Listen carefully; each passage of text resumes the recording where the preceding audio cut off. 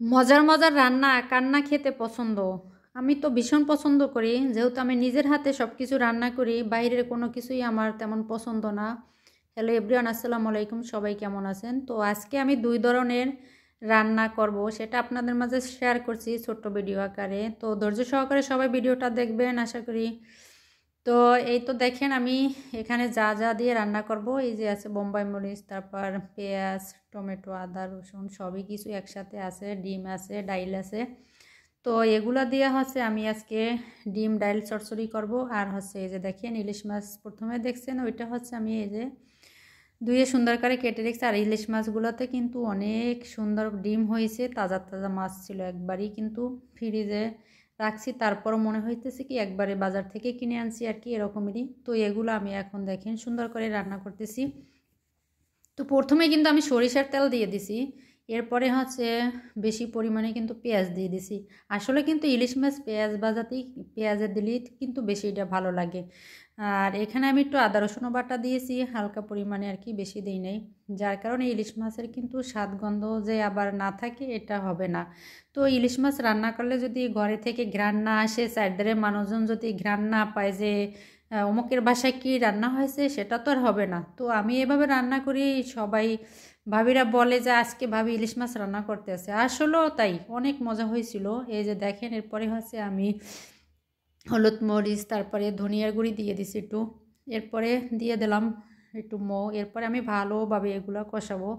তারপরে দেখেন এই যে আমি সুন্দর করে ইলিশ মাছগুলো দিয়েছি। আজকে হচ্ছে কষাই রান্না করব, যেহেতু ভাজি করেও খাইছি অনেক সময়। তো একটু কষাইয়ে খেলে এভাবেও কিন্তু আসলে ইলিশ মাছের এইটাই আসল মজা। তো এভাবে খেলে আমি মনে করি সবাই 2 প্লেট করে ভাত খেতে পারবেন। তো আসলে আজকে আমি রোজা রয়েছি, যেহেতু বৃহস্পতিবার। তো এই যে দেখেন এরপরে দিয়ে দিয়েছি হচ্ছে টমেটো। আসলে ঝাল টল কীরকমের হয়েছে সেটা চেক করতে পারি না, তবে আমার একটা আন্দাজ আছে, আমি রান্না করলে আমারটা সবটাই পরিমাণ মতো হয় আর কি। তো মাশাআল্লাহ, এই তো দেখেন আমার তরকারিটা হয়ে গেছে। এই তো এরপরে আমি একটু মরিচ দিয়ে দিছি, আর কিন্তু কাঁচামরিচ এর আগেও দিয়েছি। তারপরে একটু উঠানোর আগে আর একটু কাঁচামরিচ দিয়ে দিলাম আরও একটু ঘ্রাণ করার জন্য। এরপরে দেখেন আমি যে বলছি ডাইল চচ্চড়ি করব, তো আসলে হুদা ডাইল চচ্চড়ি কিন্তু ভালো লাগে না। তো আমি এভাবে বাসায় মাঝে মাঝে খাই। তো প্রথমে আদা রসুন তারপরে হচ্ছে একটু পেঁয়াজ সব কিছু একটু ভালো করে ভেজে নিয়েছি। এরপরে দেখেন ডাইল, তারপরে এই যে নতুন আলু ছিল ওগুলোও আমি হচ্ছে কেটে একসাথে ধুয়ে সুন্দর করে পরিষ্কার করে রাখছি। এগুলো হচ্ছে এখন আমি হচ্ছে এই যে তেলের মধ্যে দিয়ে একটু ভালোভাবে কষাবো আর কি। দিয়ে দিচ্ছি সাথে বোম্বাই মরিচ তারপরে কাঁচামরিচ একসাথে, একটু হলুদের গুঁড়া, তারপরে হচ্ছে ধনিয়ার গুঁড়া দিয়ে দিছি। তো আসলে এভাবে রান্না করছি, তাও কিন্তু অনেকটা খেতে ভালো লাগছিল। তো বাসায় যখন আমি ইফতারি করছি তখন কিন্তু সাথে সাথে আমি ভাত খাই নাই, আসলে অনেকটা পরেই খাইছি। তারপরে বোঝা গেছে মজা, দুটোটাই তরকারি আজকে অসম্ভব মজা হয়েছিল। এরপরে দিয়ে দিচ্ছি একটু টমেটো ফালি।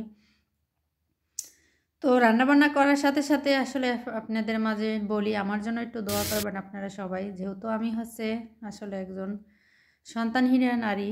তো আমার ভিতরে যে কত আবেগ আকাঙ্ক্ষা তারপরে হচ্ছে মনের কষ্ট, সেটা একমাত্র আমি বুঝি। তো আসলে আমি কয়েকটা টেনশনেই ভুগতে আছি, এক হচ্ছে সন্তান হয় না, এক হচ্ছে শরীরের রোগ, তারপরে হচ্ছে বিভিন্ন পারিবারিক সমস্যা। যাই হোক অনেক কিছুই আমাকে জর্জরিত করে রেখেছে, আমি সারাক্ষণই টেনশনের মধ্যে থাকি। তারপরে হচ্ছে এখন আল্লাহর আমল করতে হবে, আল্লাহকে পাইতে হলে। তো আসলে আমরা অনেক সময় ছোট ছোট আমল করে কিন্তু আমরা বড় বড় সমপরিমাণ সওয়াবের জন্য আমরা আশা করতে পারি যে ভালো কিছু হবে আর কি। তো এরপরে দেখেন আমার এই দুটোটা রান্না একসাথে কমপ্লিট হয়েছে, দেখাইলাম। ভালো থাকবেন।